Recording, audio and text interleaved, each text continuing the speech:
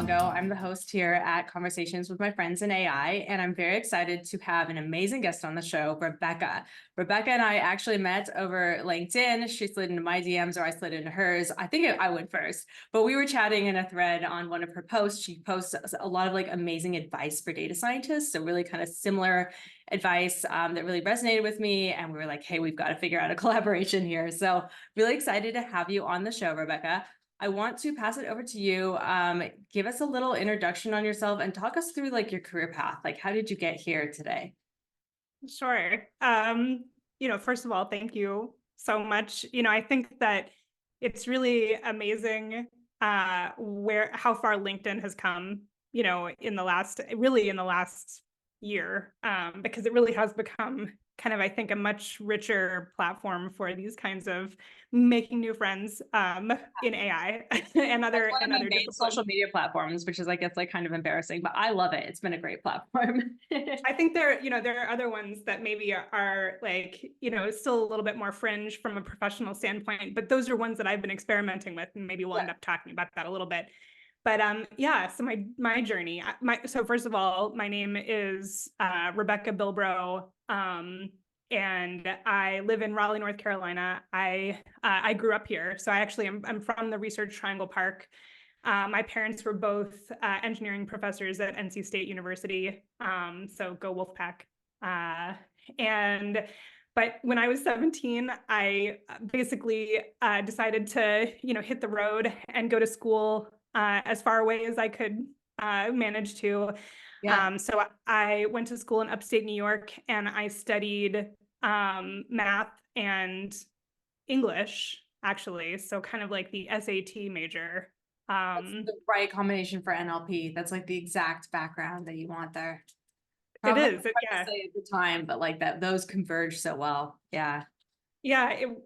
I didn't really know where I was headed at the time, but I guess potentially other people out there who are builders kind of have an appreciation for this, that there's sort of a draw towards tools that are very low level, that you imagine, because they're more flexible, you can do more different things with lower level tools like Postgres versus something that's really high level, like a wrapper around Postgres that gives you fewer, maybe less access or is constrained in some way. So, I am always sort of drawn to those lower level tools, because I think I do think of myself as sort of a creative, engineer, who, is aiming for maximum flexibility, and really math is, maximum flexibility. And this because I know you studied math too. It's so rare. I was so excited to meet you because you have that math degree. So do I. And when I went into mathematics, people are asking me the same question over and over. What are you going to do with it? And there was not anything I want. No one knows that. There wasn't this general awareness of how flexible this is, how it's a foundational language of so many different industries. It was just there was this kind of feeling that the only thing you could do with a math degree is teach math. So it was kind of cyclical that way. But I was lucky enough to have my father was very aware of what could be done with mathematics and computer science. So he kind of steered me in that direction. So I got lucky. But I'm curious, kind of your experience, when you went into math, what were you thinking you wanted to do with it? What were you kind of what were you aware of there? That's a great question. So I did do kind of some early research, when I was in undergrad. I went and did, what do they call them? Research experience for undergraduates, REUs at Clemson. Okay. And I, so I did some research into data structures and graph theory. And I was thinking about that, and I use graphs a lot now, actually. Yes. So, it was definitely worthwhile time spent doing that. But, I don't think I had a great sense, and I'm a little ashamed to say this, but, I grew up in a house where everybody had a PhD. So I just sort of thought that's what you were supposed to do. Yeah, that's such a background. Yeah. So I didn't really know until I got to my PhD program and realized that nobody else had parents who were PhDs, and a lot of people, really struggled in graduate school because there's a lot of kind of internal, knowledge, or kind of, shortcuts and things like that you can take, that allow you to acquire information very rapidly and kind of adapt to self-guided study and all of those things. And I already knew all of those. And so I had all of this privilege that I didn't realize until I got to grad school. But yeah, I didn't really have a plan. I just knew that I liked learning.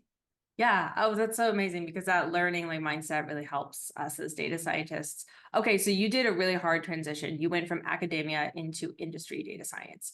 And that is something that I've seen quite a few people do successfully, but it's very challenging because in academia, like you're learning how to research, and then when you move into like really like in the industry data science, it's kind of a different ballgame. I'd love to kind of hear about how you approach that and what you learned from that transition, or any like recommendations you'd have for the audience. Yeah, I mean, I think that, it's a little bit of a paradox because being good at research is a huge part of data science. Yeah. Being able to kind of structure your experiments so that it's not just like wild experimentation without any rigor or documentation, right? Like we don't want to do that. And if you don't have training doing research, that is the first thing you kind of learn when you get to work. But if you do have a PhD and you have gone through that, so first thing you learn when you get to work as a data scientist is how to deliver things on time.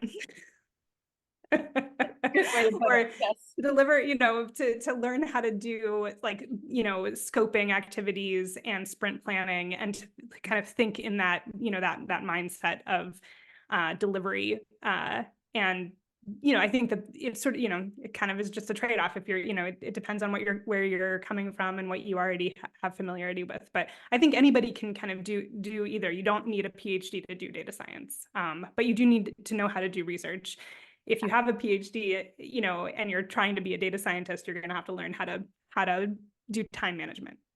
Yeah, it's both of those skills. And it's so true. Like you learn so much from the PhD, like in terms of research, that is so valuable on the job. So any angle you're coming at this from, if you're like coming from academia or from being an engineer, like the best data scientists I know are kind of sitting on both sides. Like they have both skill sets there, however you get there. And, there's a little bit of like representation bias. I always picture that kind of airplane meme that was going around with the, the bullet holes. But there's a little bit of a representation bias because the field of data science began because there were a bunch of unemployed PhDs who were trying to figure out how to have jobs. And that's kind of how it started. Like there was a huge spike in people going into graduate school when I was coming out of high school and college. It was like one of the biggest spikes in history in the US of people going to higher education and graduate school. And so a lot of people graduated, with PhDs and not a plan. And there weren't enough academic positions. And so we had to figure something out. And a lot of us ended up going into data science, I think, because it felt like the closest match to our skill set. Yeah. That wasn't teaching the thing that we had learned to do research on. Makes a lot of sense, because like it's an area where we need true research, and it's a growing area where we haven't figured everything out. So there's probably still like a lot of publication opportunity, a lot of opportunity to innovate. Like that's one of the things that draws me to it as well. Same. Well, tell us a little bit about what you're doing now. You were at Rotational Labs, female CEO. Tell me a little bit about that. I'm the CTO. So, but yeah, I mean, we're very small. We're a small startup. We're 3 years old now. So we passed the mark of, survivorship, I guess. They sort of say if you make it past 3 years as a startup, then your chances of long-term survival go up precipitously, which I'm very excited about. I feel like that's a real big milestone. It is, yeah.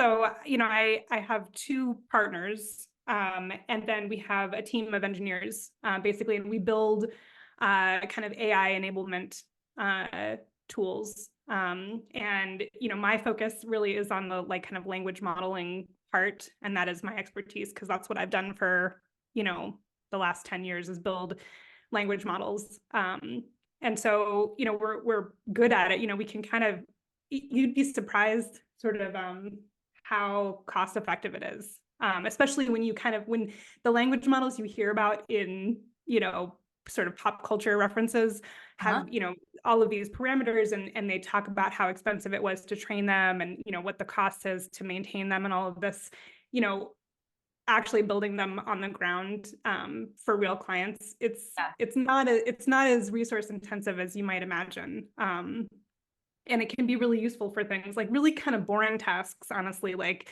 sorting documents, like something that like somebody in an office is doing somewhere, and they spend, every Monday, sorting through 1,000 documents. If you can automate that, like you have 8 hours of, a very smart person at your business that can do something else with their time. And so that is generally the kind of stuff that we build. That's awesome. That resonates because a lot of the use cases that I'm seeing around large language models, machine learning, is looking for areas to optimize things. It may not be like creating an entirely like new product line or new feature. It's more like, oh, we have a human over here doing this task. How can we make that human more efficient? So it's very much like a human in the loop kind of approach. Is this kind of the trends that you're seeing as well? Absolutely. Yeah. And the goal really isn't to remove the human completely. The goal is to kind of figure out how to differentiate the times when the answer is easy enough for a machine learning model to reply automatically, and the times when you need to like escalate it to a smart human who can actually make a judgment call. And that really ends up being the trick. And it's, it's incredibly effective. You can really save a lot of time doing these things. And I am really hoping that this is the year that starts to catch on with more and more companies, because I think that there is a little bit of a sense now that LLMs are kind of in this sort of like hype cycle kind of space, but they're really just kind of like practical tools that are just part of the applied data science toolkit. And, they're one of the tools that can help, but it's definitely not like science fiction. And it goes way beyond, ChatGPT. Yes. Yeah, that is a really good point. I feel like people are really experimenting right now and figuring out how to apply large language models in a way that is effective. You've been working with these for quite a while, probably before ChatGPT. I'd love to hear your perspective around when these models should be used and what are like some of the trends with them and like newest tech that is most interesting to you right now. Like what are you really excited about? It's a great question. Yeah, I think that I am really excited about, kind of breaking problems down into small problems that can be solved, with tools, like kind of with state-of-the-art tools that are also really easy to use now because of things like Hugging Face. It's very accessible. Yeah, exactly. So, I think that like I think Hugging Face is really important. It's really important to my workflow. But I would say that there are, some older tools that are not kind of like part of the hype cycle that I think actually I are still a lot of my go-to tools for certain kinds of things. So, for example, when you're training a language model, you have some options about how you encode the language in your training instances. So if you imagine that you have, let's say, 100,000 training instances, and each instance is, let's say, like a social media post length, so like a 800 character piece of text. So in order to train a language model, you have to build a vector embedding space that you can use to encode those 100,000 documents. But the problem then is you're working in an extremely high dimensional space. There will be basically a position in that vector for every word, every unique word that appears in any of those 100,000 documents, including things like hapaxes, which are words that only occur once. So you can do really cool things like, instead of encoding all of the like bag of words approach, instead of doing that, like looking at all of the words, you can just vectorize the key phrases Okay. or like the entities. So you could use something like Spacey, the Python library Spacey that does, is very effective for a lot of natural language processing tasks. So you can transform your corpus from like sentences. Instead of using a bag of words approach, you can turn them into a bag of key phrases or a bag of entities. And then you can vectorize those entities. It dramatically reduces the dimensionality, which makes the machine learning problem a lot easier. Because you're learning, like less complexity. Yeah, less dimension. Exactly. So it improves the performance of the, classifiers and stuff like that really quickly. It reduces computational costs, so it makes it cheaper to train, faster to train. And then when you serialize that model, because it's focusing kind of on the most important terms and phrases, it's, instead of all of the language, it's a much smaller model on disk, which means it's a lot faster to run it, in a serverless fashion or something like that. So there's all these things that like just like bring the cost down and make it like faster.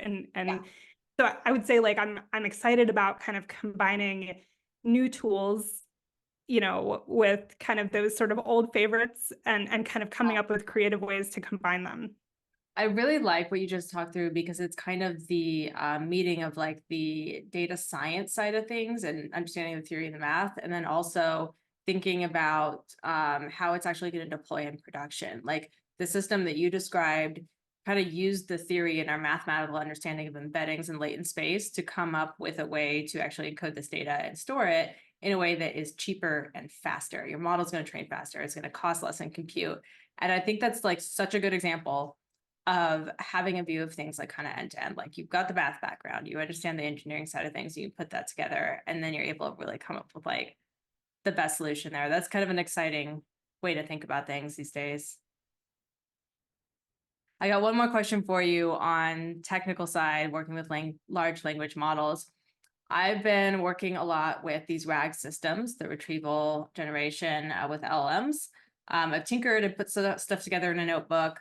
I'm very interested in fine tuning. Having built enough with like the RAG system, I really feel like fine tuning adds so much value because you're really putting that data back into the model and kind of leveraging how the model is actually making inferences and predictions with the new data. Whereas the RAG system is like you are really, it just almost feels like fancy prompt engineering. Like you just injected more data into a prompt. You just came up with a really good prompt.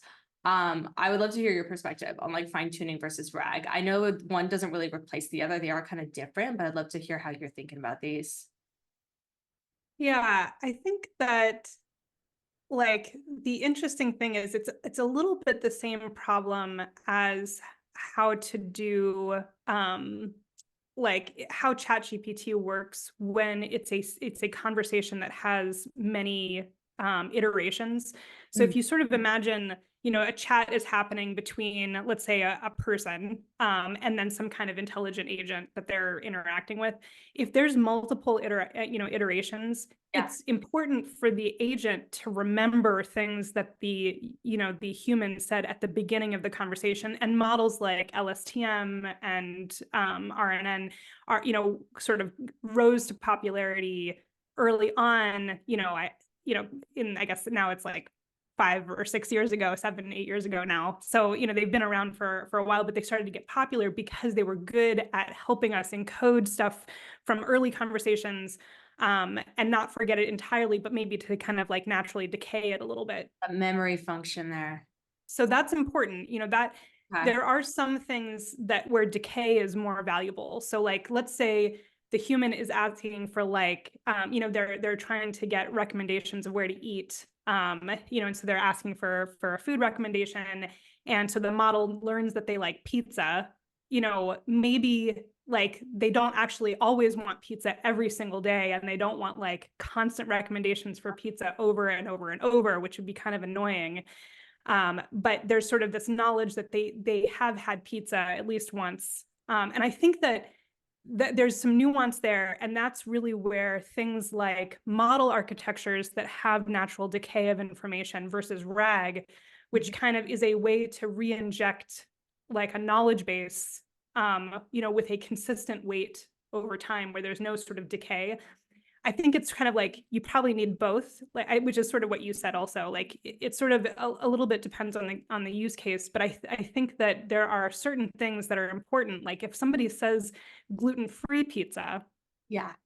that needs to go in the knowledge base because people don't go from having celiac disease to not having celiac disease anymore. And so if you exactly, if you need gluten-free food, that's something that the agent needs to store in a knowledge base so that they never recommend a restaurant in the future that could poison you and give you like a bad reaction. So that's a really good use case, I think, for RAG, because that's something you don't want to decay. You never, ever want to forget that. That's important information and it will always be important. But there's other things like, where that kind of natural decay is important because you don't want to just suggest pizza every single time somebody logs in, or else you're going to alienate your user. Right. Okay. That's really interesting. It's a balance there of like understanding the use case and kind of the theory behind these approaches to be able to kind of put the right thing together. It's interesting. Let's talk about personal projects here. You've a lot of your content is some really great advice for data scientists. Recently, you posted something or reposted something about a personal project that used fashion, did like some sentiment analysis towards like fur and that kind of thing. I love personal projects. I do that. I've done them through my entire career. I'd love to hear a little bit more about your approach to personal projects and any recommendations you might have for our listeners. Yeah, I'm so glad you brought that up because, I teach machine learning. I teach at Georgetown University in their data science program. And one of the best parts of that program really is that the students work on a capstone project. And so they end up with like a really concrete project where they have, they start with ingestion and they have to go through all the steps to end up with some sort of machine learning or data product. But even that is like a little bit artificial because you are constrained by time because you have to graduate, and you're constrained by your teammates. You have to compromise on a project that you're all willing to work on. So I think that giving yourself a few more degrees of freedom where you're really kind of serving yourself as the customer is a really interesting way, to think about applied data science because when you are your own customer, you have more information about the requirements, and you're not just kind of building like a pro forma machine learning product to get an A. You are building something that's more akin to, I think, what it really feels like to do this in industry, which is you have a customer who you want to make happy.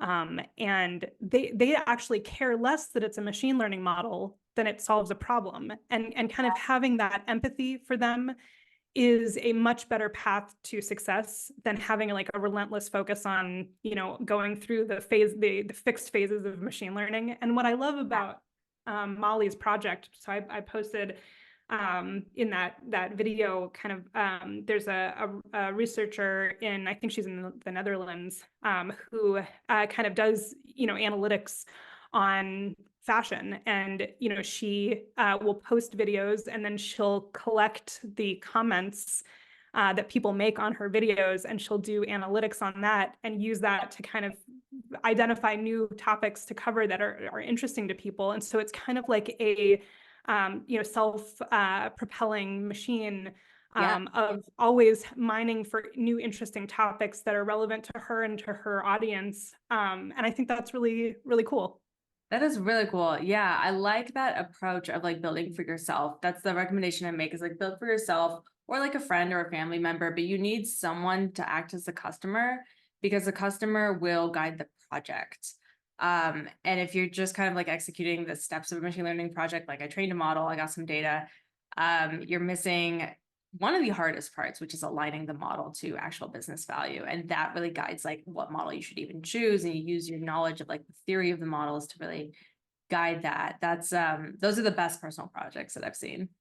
Yeah, and I think you're 100% right. Like, there's so many good reasons to do it, right? I think it's a better way to learn how to do data science. I also like, there's always there's always kind of a need, I think, to have a portfolio that you can show for yourself. A lot of times people work at an organization where they can't share the code that they've been working on. So another nice side of personal projects is it gives you a way to kind of show what you can do to people who are trying to hire you. And so there's like just a lot of benefits to doing that, I think. Yeah. But it's certainly the one that you said, which is like, it teaches you the hardest thing about data science, which is kind of matching the techniques that you know how to do with what the market is asking for.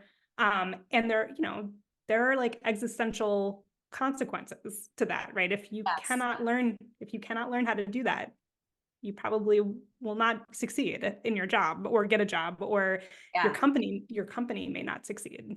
I think it's one of the harder transitions because when we come out of educational programs, having learned like the steps of data science, if we just go into a job and just apply that and just apply the steps, we're kind of missing the whole point, which like we are applying the steps to get value for the business. And so there's kind of a big reason here to understand the business that you're actually applying it to. And when we just build for ourselves, we understand the business. So like if I build a model for like fashion or something, I know what I want those outputs to look like. I know how I want to use that. And so you're kind of just like acting as the customer, but in the real world, like you're gonna have real customers. It's so important to like understand who you're building for and kind of build that customer empathy, I would call it.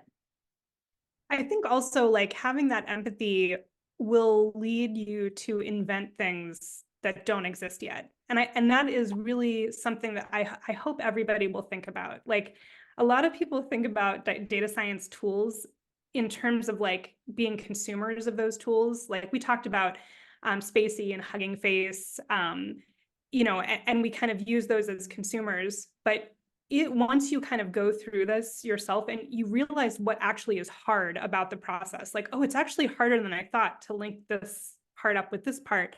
Huh? What if I created a small little utility that would make that easier?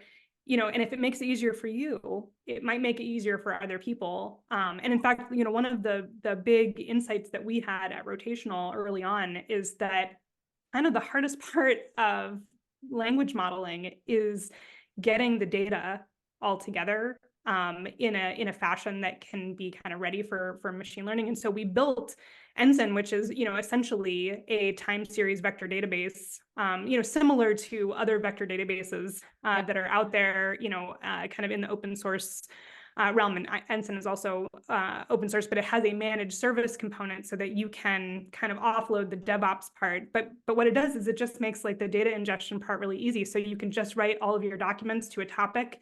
And then when you're ready to train a model, you can slice documents out of a topic and they're ordered by time. So you can do things like you can train the model on 3 months of data and then test it on the next month that actually happens, which allows you to very much earlier in the process catch things like data drift or concept drift. Mm-hmm. And I think that actually for me has always been the hardest problem. And if I hadn't actually gone through the process over and over, I wouldn't have realized as early that that's really what the hard part is. It's hard to basically access your corpus for training language models in that kind of nimble way where you can like easily slice or do sampling, basically like the way that you would sample any relational database. Yeah. It's really hard to do that with document databases now. Like I love document databases. Like I won't say anything bad about Mongo or Elasticsearch. I think they're terrific. I have used all of them. They changed my life as a data scientist in my first, 10 years,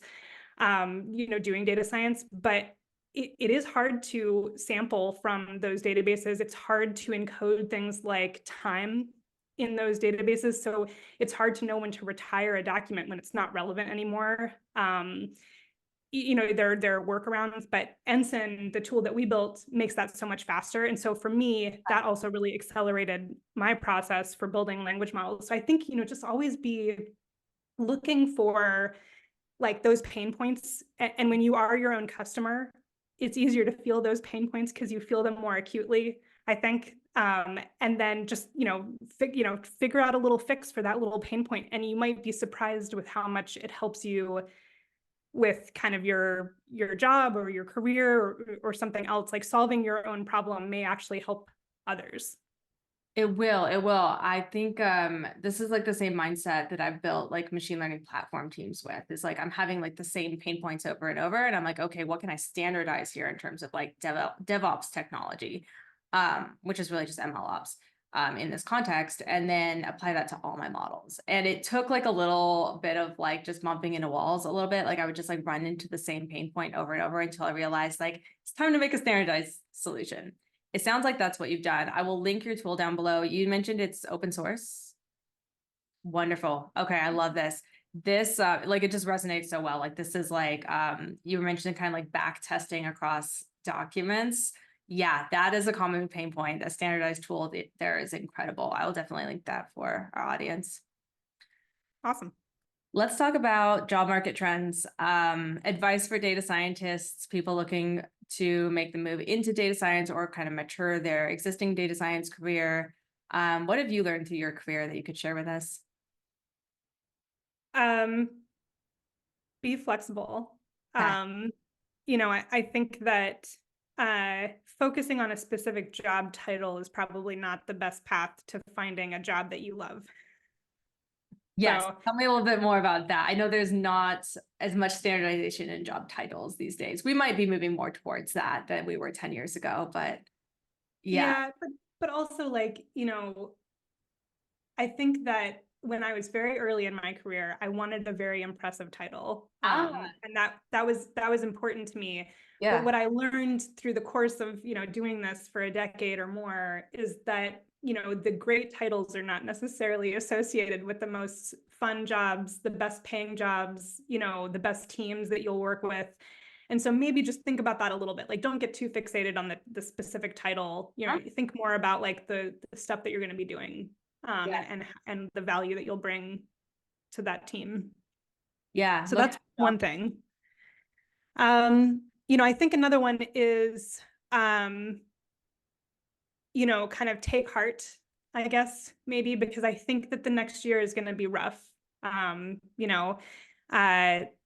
keep hearing the phrase soft landing when it comes to the economy. Like the US economy is going to come to a soft landing, which is better than a crash, because it sounds softer, but it's still not great. And I think that we're all going to feel that a little bit, right? So we're all going to feel the strain of that. And that includes people who are, in kind of secure positions. Everybody is going to feel it in some way. Like either your budget is going to get cut, or maybe your team might get cut, or you might get cut, or you might be looking for a job and really kind of struggling. And so I honestly, I don't have a perfect solution for this, right? This is like a big economic problem. This is something that's beyond any individual one of us. But the thing to remember is like the economy is based on value, right? So if you kind of like just remember that your value as a smart human is real, that is a real value that's like really important, and you can do personal projects, you can do creative things, you can contribute. That is kind of how we will, as a world, recover from this, and we will eventually, right? So it's going to go up and down. I like I said, like I went into graduate school because there weren't any jobs. So I was finishing under my high school and undergrad in a time where there weren't very many jobs, or it felt like there weren't jobs, and it was really stressful, and it seemed like the solution was to get more schooling, to try to defer, I guess, the time when I would have to get a grown-up job. And so be creative, stay the course, take heart, like your skills are valuable, value the creativity in others too. So be real thoughtful about, how often you find yourself criticizing other tools or other technologists.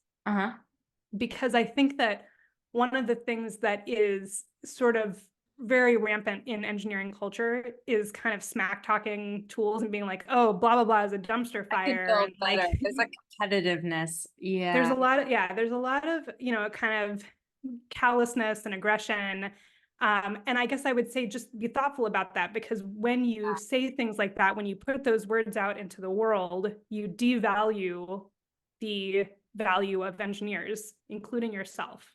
So it's better if you're kind of out there identifying things that have value and, amplifying them, and, because that, you by extension amplify yourself. And so I guess I would just encourage people that, it's going to be maybe a tough year, kind of stay the course, and kind of do what you need to do to get through a tough year, whatever that is. But make sure you don't sort of resort to that kind of getting into like the dirty world of kind of just trying to elevate yourself by talking bad about other people's technologies and tools, because I don't think that it is doing what you want it to be doing. I agree with that. I think we're all under like quite a bit of pressure. It's a very kind of competitive and growing field. So it's a hard field to be in. But what you're saying is very encouraging. I think there's a theme of resilience with the people in this field that I just really admire. So I think like together we're going to get through it. And as we grow with the industry, grow our skills along with the industry, we'll all remain relevant and adding value. We're all valuable humans here. It's really encouraging to see everybody in the field and how hard they're working. Yeah, I mean, the hardest problems by definition will always be the ones that humans can solve. Because when things are easy, that's when we automate them. Yes. And so, just look for hard problems. If you chase hard problems, you're never gonna kind of run out of things to contribute. That's great. I like that mindset a lot. It's the things that I'm doing over and over that's repetitive that I know how to do. Those are the things that I can automate. It's the things that I don't know how to do yet. That's where there's kind of that innovative, creative problem solving required. Exactly. Well, Rebecca, thank you so much for joining. This is a really great conversation. I learned a lot. I hope our audience learned a lot, and I hope you all feel inspired just hearing about your journey here. Anything else you want to mention? Anything I missed? I would say, I think I'm pretty approachable. So, if you are somebody out there who's watching this or listening to this, and you want to reach out, I hope you will. That's amazing. I'll link your LinkedIn in the description if you want me to, so people can find you. Yeah, please do. Absolutely. Yeah, we're all in this together. And you have so much experience to share. I really appreciate you coming on the show and lending your perspective here. My pleasure. Thank you for having me so much. Absolutely. Thank you. Bye, everyone.